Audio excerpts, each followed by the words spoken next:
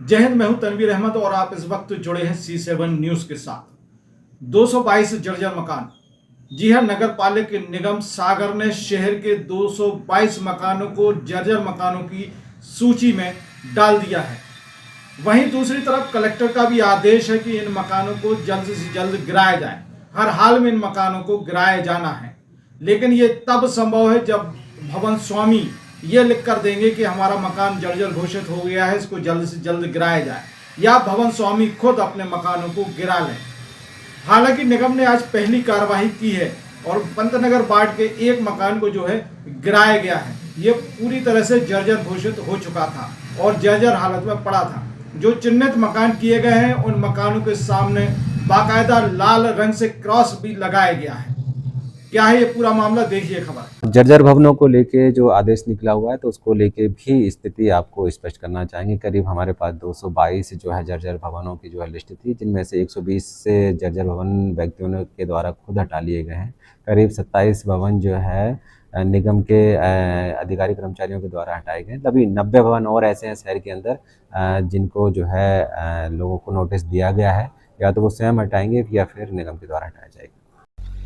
जर्जर मकानों के मामले में इस मानसून सीजन में प्रशासन कुछ ज्यादा ही गंभीर नजर आ रहा है। कलेक्टर के आदेश के बाद निगम प्रशासन ने शहर के 222 मकानों को जर्जर भवनों में सूचीबद्ध किया है और फिर इन मकानों को धराशायी करने की कार्यवाही भी शुरू हो गई है।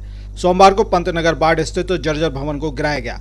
निगम के अतिक्रमण अमले ने जर्जर मकान को डिसमेंटल करने की कार्यवाही की है। निगम की ओर से लगातार जर्जर मकानों के ऑनर को नामजद नोटिस जारी किए गए हैं और नोटिस जारी करने की कार्यवाही लगातार जारी है। इन मकानों के बाहर लाल स्याही से क्रॉस चिन्ह लगाकर चिन्हित कर दिया गया है।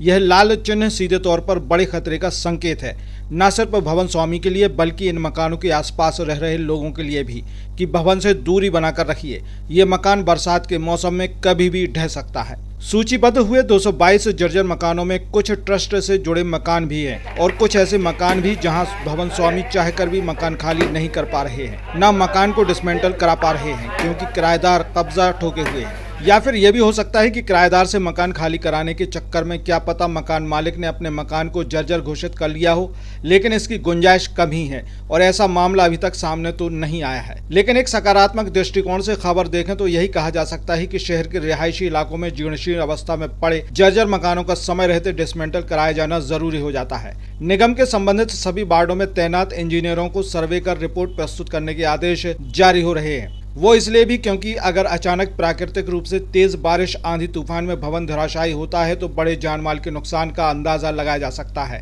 नुकसान न सिर्फ भवन स्वामी के खाते में जाएगा बल्कि जर्जर मकानों के पास स्थित रहवासियों को भी नुकसान उठाना पड़ सकता है। इसीलिए एक अच्छे शहरी का परिचय देते हुए जर्जर हो चुके अपने मकान को जल्द से जल्द सुरक्षित रूप से धराशायी कराना ही उचित होगा, वरना बारिश के दौरान किसी भी प्रकार की जनहानि की आशंका से इनकार नहीं किया जा सकता।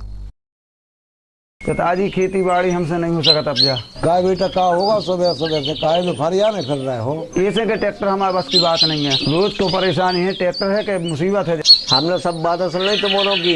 भैया कब से कहते रहे कि सोनालिका ट्रैक्टर ले आओ, लेकिन हमारी सुनत नहीं तुम्हारे। हमारी फसल देख लो, तुम्हारे खेत से लगी है, फिर भी अंतर देखो कितनो है। भैया हमारी सलाह मानो, खेत में सोनालिका ट्रैक्टर ले आओ। इनमें का खूबी है जरा बताइयो। सोनालिका ट्रैक्टर का हर कल पुर्जा हैवी ड्यूटी है। सोनालिका को अन्य ट्रैक्टरों के मुकाबले लंबी उम्र, सबसे कम टाइम में तो सबसे अधिक तरक्की करने वाली जो कंपनी है वो सोनालिका है।